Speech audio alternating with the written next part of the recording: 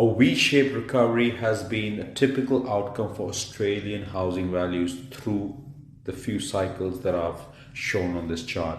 So the current one is the black one here, 22, 23. Then you've got the 2008 and 9 over there.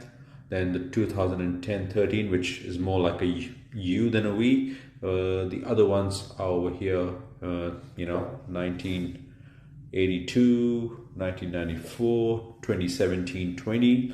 So according to the CoreLogic report, a 7.5% drop in housing values between April and January of this year. From April last year to January this year, it took roughly 9 months for the market to bottom out and then about 10 months for values to recover.